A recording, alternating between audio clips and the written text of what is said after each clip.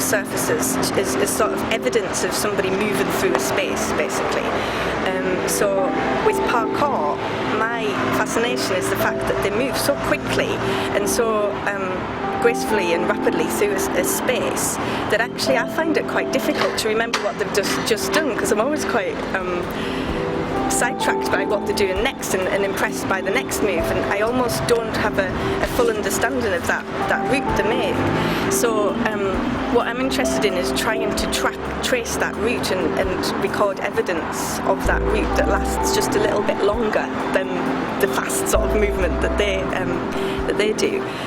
So with the thermal imaging camera, you can pick up these marks that they leave behind, these thermal prints.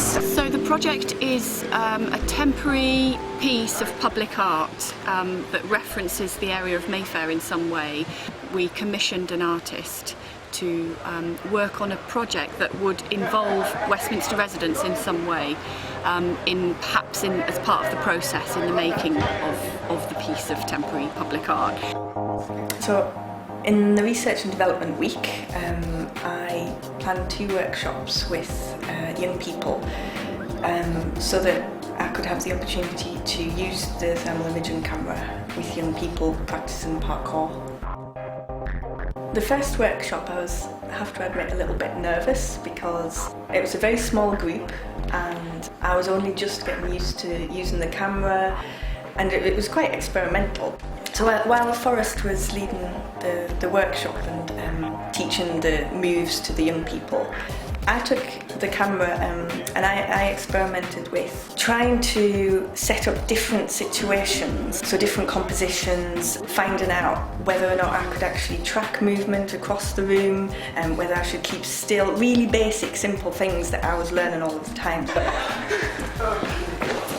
Yes. When Forrest would demonstrate a move, they kind of looked a bit horrified or couldn't really believe that was going to be possible, because Forrest makes everything look so super easy. But then I think as soon as they give it a go and they realised that actually they could do that, it was just so exciting actually to see them initially sort of look slightly wary and horrified, and then a few minutes later they were actually doing those moves and then looking really excited with each other and wanting to carry on and wanting to sort of do it more and more. And I think that was the first time I'd witnessed the kind of skill that Forrest has in bringing around a group of people who initially might have been a little bit reluctant to join in, because I'm not quite sure they understood what they were getting themselves into, and he sort of turned that mood around into at the end of it they were so excited, and I mean all the questions they were asking me is, when can we do it again? So on Saturday it will be in Moberly. We have a bigger studio, we have more equipment. We're going to set up straight away some combination, and you're going to use all the moves you use today. So it will be more interesting. Right, good stuff, guys. More time. Thank you. I got a few falls, and actually got really, really hot, like towards the end of the film and things. So if you want to see it, so I'll show you the last first, because actually once you were really warmed up and you had like really sweaty, you were touching, every time you touched things just a tiny bit, it was leaving a really big glow. So I'll show you that one. And so there's different things that the camera can do. So you can see there. And the kick on the wall, even your trainer's leaving a... That's me, I think. Yeah. You can just about recognise yourself That's as well, the can't you? skinniest one, I can tell. I could recognise you. There's no voice, he's not here as well. Yeah. In the second workshop with the young people, I spent some time with them working with the thermal imaging camera, introducing it to them and showing them what it was capable of. And I asked them to come up with some scenarios that I could film so that they could understand basically the potential of this piece of equipment. And it was really exciting. They were so imaginative with the kinds of situations that they wanted me to film. One guy I think he was thinking about trying to break a code on a computer by using the thermal imaging camera to look at which keys you'd pressed. So he was talking about trying to crack a password or something. And we filmed that, and they were really excited to see the results of their ideas in thermal imaging, and to see something through the point of view of that camera, which is very different to the kinds of results you'd get with a regular video camera. Okay, fantastic. We can have like, you see where you hold the stairs, just hold on to the end of the wall, couldn't it? Yeah. Okay, black and white. Yeah. Okay, I've started recording.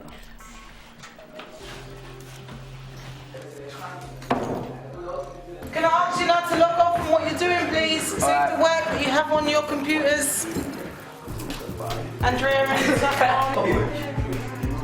So basically we're going to go to Mobley, and in Mobley there's a studio that we can use, and we're going to meet a guy called Forrest, who is a professional parkour coach. Does everybody know what parkour is? I do. Climbing up walls and things like that. Oh, well done, Tony. Yeah, fantastic. So Forrest is going to show you some new moves, and I'm going to take the thermal imaging camera. And remember that we've just sort of looked at all these prints that your body makes around the room. Well, I'm going to film you while you're doing parkour in this studio, and I'll be able to pick up all those moves that all the prints that you leave all around the studio.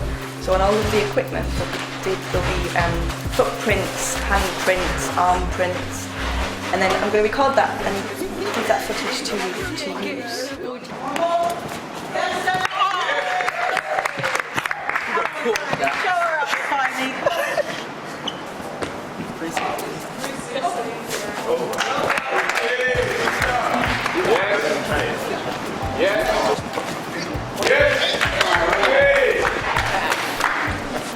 It was much harder than it looked.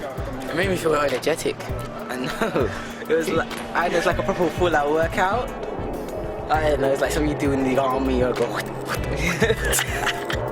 like that. Like somebody just jumping over, but when you actually do it, Yeah. it was much harder. Because the thing was like that high. So the proper. It looks shorter than it is. When you're far away, Yeah. we will come up to this like proper close. I know.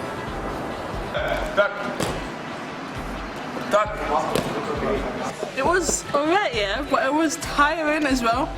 But maybe it was because the first time I did it. And then maybe when we do it again, it'll be better and I'll get into it more. I enjoyed it. I feel that I didn't feel comfortable at the beginning. I think it was the lack of confidence that I had. Yeah, because I thought it was going to be our group. And then when I seen the other boys, I was like, no, I'm not so sure. But then once I got like in, I just carried on. I quite enjoyed it today. I quite liked it. Not something I would like to do, of course, but yeah, it was quite good. Yes. Okay. Okay, next up on the yes. Thermal image camera was it's quite how did I say it? Amazing. And it was very fun. Actually, it's very I want one of those cameras, but I gotta save lots of pocket money and so lots of pocket money.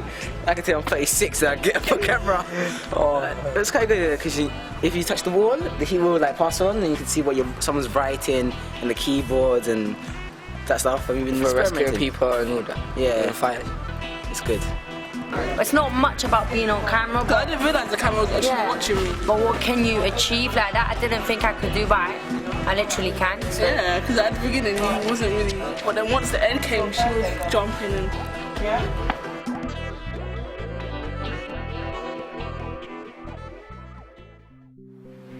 So following that initial day where I filmed the young people practicing parkour, I wanted to set up a situation whereby I would have the experience of directing somebody. So I arranged to film Andy, who practices parkour but is also a keen climber, and we arranged that we would film him at a climbing wall, and that just gave me the opportunity to experiment in detail about the kind of compositions that I wanted. I could say to Andy, can you come in from the left-hand side of the screen and then climb and then exit on the right-hand side. I could experiment more with the details Whereas when I was working with young people, I was basically filming whatever happened. I was getting used to just using the camera and filming the marks. See that they're all still glowing? That one?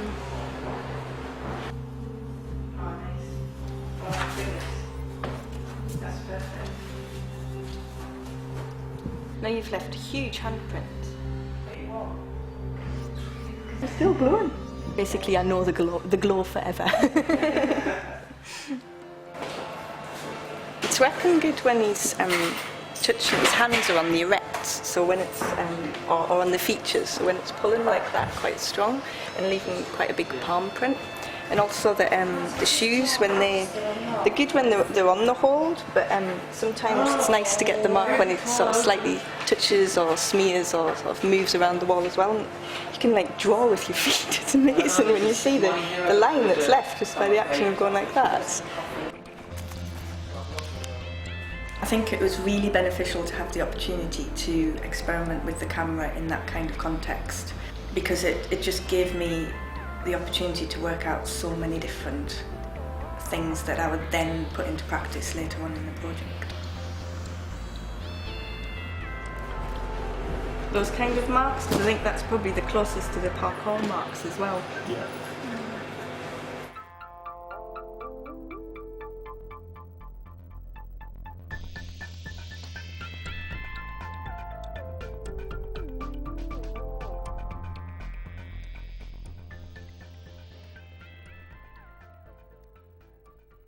So on the last day that I had the camera, on the Sunday, there were going to be a lot of people getting together to train.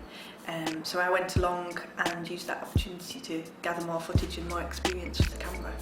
Hello, how are you? Thank you. I'm fine, thank you.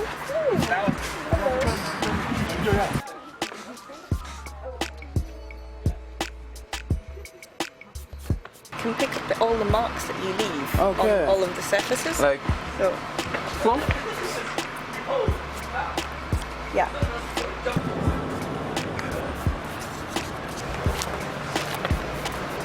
But when you're traversing along there, it's picking up the handprints and it's glowing. Serious? Yeah. It's so hard because each wall I've got to readjust the gauge, the temperature. It has a different thermal whatever for each wall, and so and the focus, the sort of depth of field's really narrow, so I'm fiddling with the focus and he's going so fast, and by the time I've got it he's gone out of shot. I think I've learnt that I definitely need to be able to know exactly what I'm going to shoot before I shoot it. Have the camera set up on the surface that I'm going to film before anybody moves into shot, and then say action or something like that, you know, then say start recording, because if I'm doing it like this, they've moved out of shot and all the brilliant things that are happening that I can see through the lens that are happening, I'm missing because I'm not able to, there's a lot of fiddling about, there's different things that you've got to adjust, so not fast enough and they're too fast. I've got really different stuff today actually. It's been a lot more varied. I think because everybody's just doing their own thing, whereas previously I've been to lessons where obviously it's quite structured and there's a route and everybody's practicing one move for quite a long time, so I'm usually getting in quite close and then like seeing a lot of repetition, but this is all a bit more fast moving and it's good practice actually using the camera but I've got lots of different types of shots here. I was just filming Raymond practicing exercising that movement, I don't know what you call it, but and it was really nice because his foot was just creating, like, it looks like sparks, it's obviously not, but it's the friction drawing against the side of the concrete in the sort of action that he was making with the foot. I think it's something that I couldn't have anticipated, so I couldn't have asked somebody to do that. It's more about observing that it's going on and capturing it, so that's the kind of filming I've been doing today, where I've just been seeing things and capturing them rather than setting them up, you know what I mean. The camera is doing everything that I hoped it could do.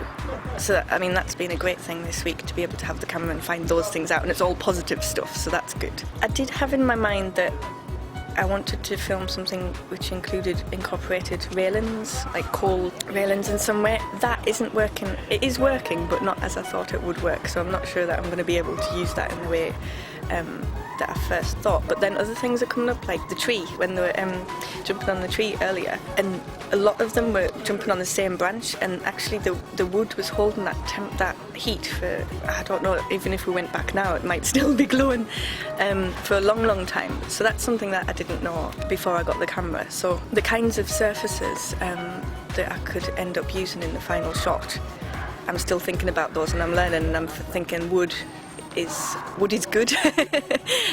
Railings are harder, but not impossible. Flat surfaces are really excellent when they're traversing or cat leaping onto the walls and then traversing along them. They're really excellent. And I actually didn't realise that the trainers would have so much friction against the wall. I think I was thinking about footprints as opposed to friction created by almost drawing a line with the trainers.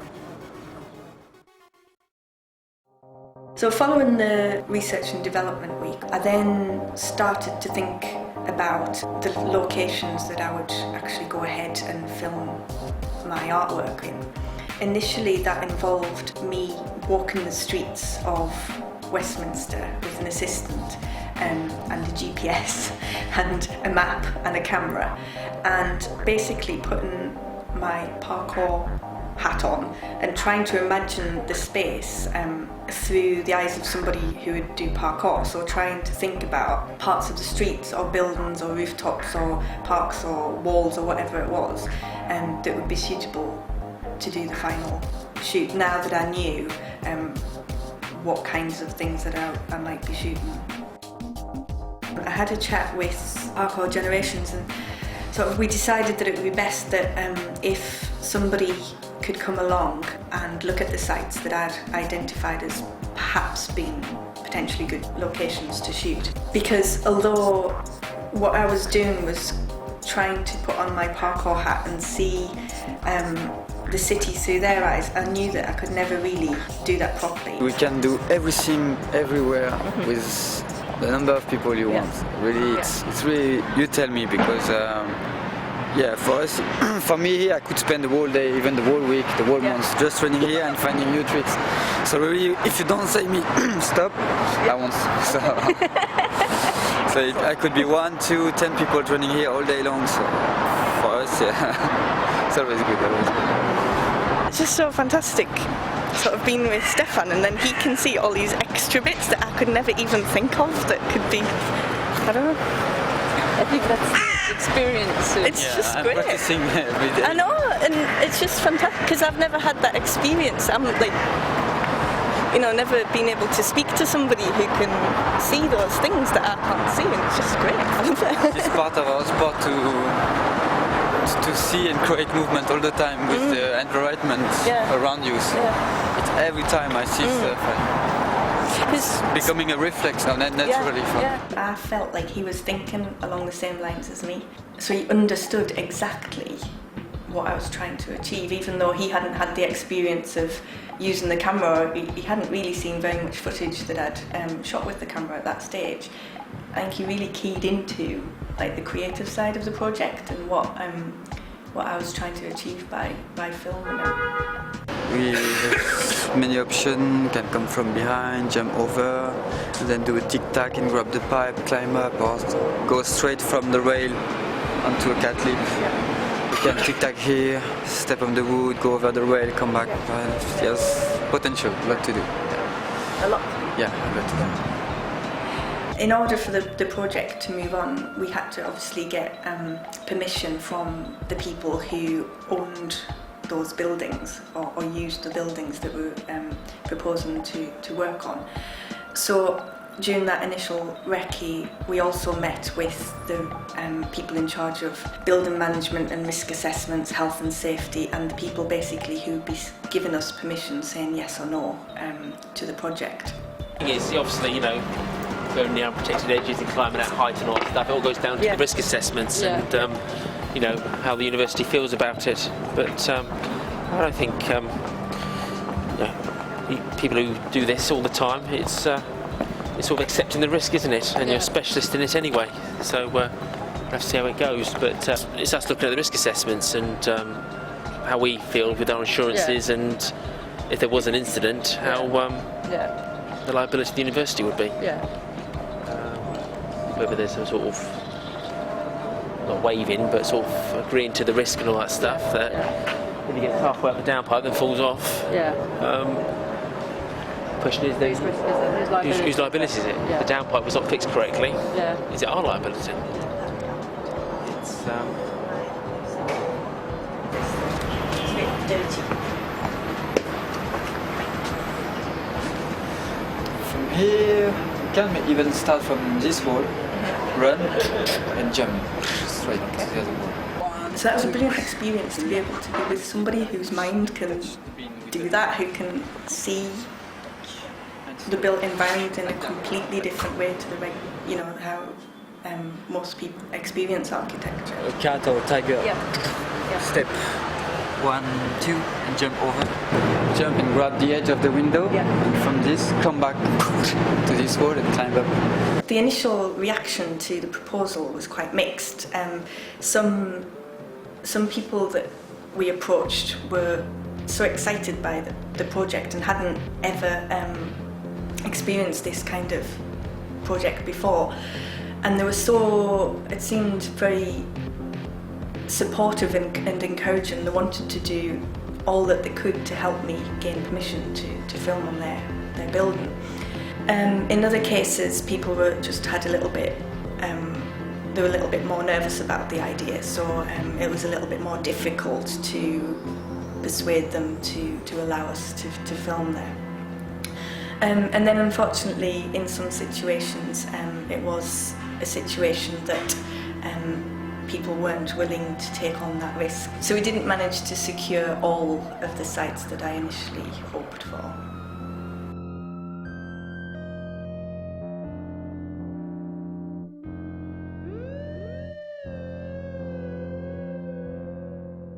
But in the final shoot, I worked with Stefan and Johan for the first day, and that was really nice because there was continuity with the conversations that Stefan and I had previously in those locations to, we were then putting into practice the things that we talked about in the initial recce's. So when you say that the rain would make your feet slip if you were to do a cat leap, those are the kind of marks probably that... I mean, usually if I do traversing, you'll see only one little tiny, very small point. But today it will look more like that, definitely. Was it raining these days? No. I would like to know who's done that. Punishment. Brian? Okay. Thank you. Clear when I got out of bed this morning at just before 7, starting to think a bit positively because I knew the weather forecast wasn't good. By the time I got in the taxi, it was absolutely torrential rain. Crap really. I felt nervous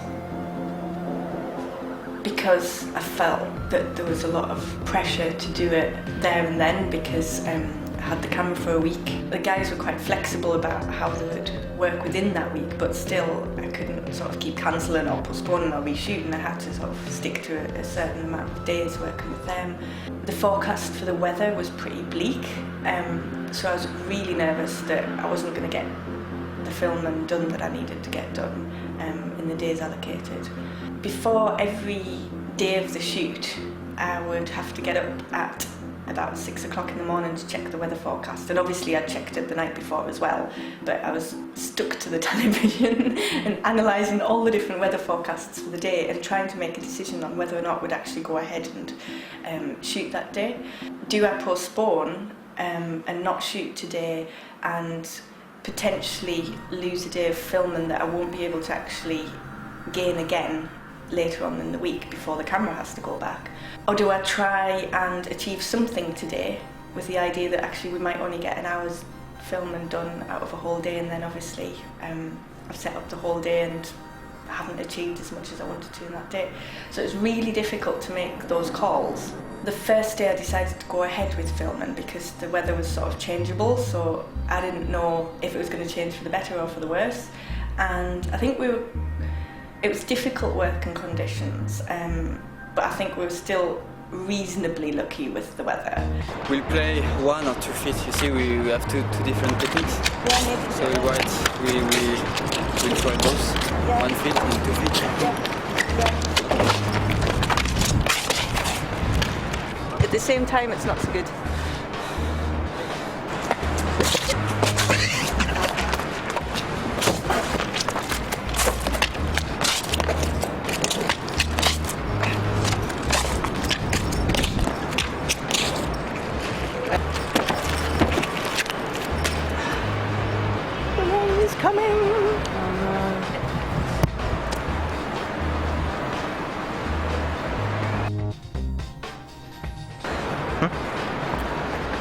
It's snowing. Sleet. It's between rain and... For me, certainly, I don't know about everybody else, but for me, that didn't help with morale, because when you're working in windy, wet conditions and you're really limited with what you can shoot, so you're frightened of the camera getting wet, you're worried about the moves that can be practiced with parkour, because you can't, in wet conditions just changes everything in terms of what's safe, what's possible, and I just think it was hard weather working conditions, but everybody did a really good job bearing that in mind.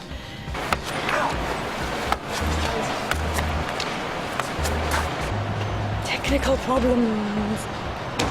Boring.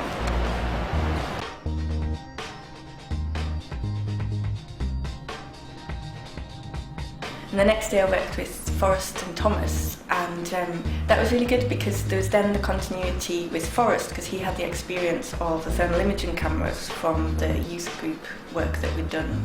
And Thomas I hadn't worked with before, but that was really great because he just brought something different to the whole project. He was quite fast, quite nimble, and he could do things that I hadn't seen done, so that added another element to the filming, which was nice. Nice. Yes. That is so good. And then finally, on the final day, I filmed with quite a lot of the Parkour Generations team, which was great because that gave me the chance to film lots of people making lots of marks all on top of each other, and getting that accumulation of marks, that build up that you can't get if there's only one person doing the move. And also it was really good because it allowed me to get a variation in different types of moves, because everybody seems to do the same move in a completely different way.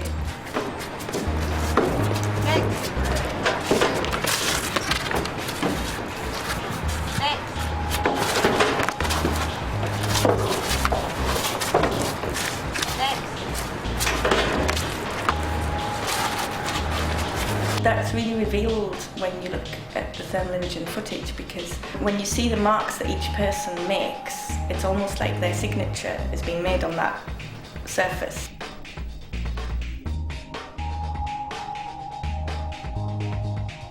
I'm really excited by the body of work that I've got. I could never have anticipated that kind of footage when I set out on this project.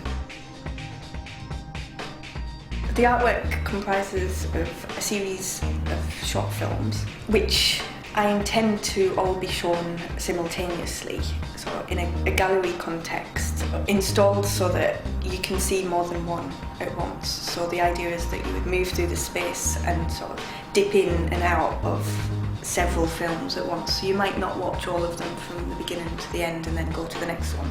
So there's no real order to them. The length of the film is determined by the length of time that mark takes to disperse. Some of the films will be as short as 20 or 30 seconds, and some of them are much longer. Each piece is just capturing one move. The work begins by filming a piece of architecture, part of the street, whatever, and then there's action through that scene, the marks are made, and then I film those marks until they go away, until the architecture's cold again and back to how it was when we started. But I'm trying to convey in the work the kind of feeling that I had like on the day that I was with Stefan and other days when I'm walking around the city and I'm trying to imagine alternative routes, so not sticking to the paths, not sticking to the bridges and the walkways and stuff. And I'm hoping that the work retains a bit of that thought process that I've been through and opens up ideas about thinking about space in a different way. And I think by using the thermal imaging camera to show the prints that people leave on the surfaces, my aim of doing that is to kind of slow down the whole parkour process. I'm hoping that that's what the work does when other people watch it who might not be familiar with parkour, but hopefully it just kind of gets a sense of that idea that there are other possibilities about moving around the space.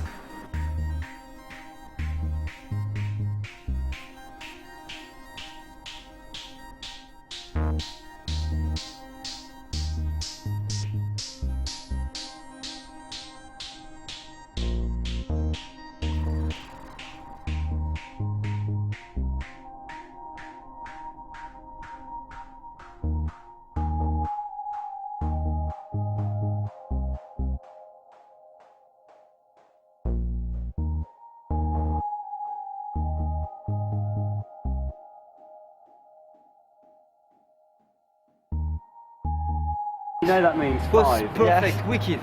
One more time. Is it too much to do it again? No, one more time. Yeah. It's so good, but so painful. I'm suffering. This is definitely the one.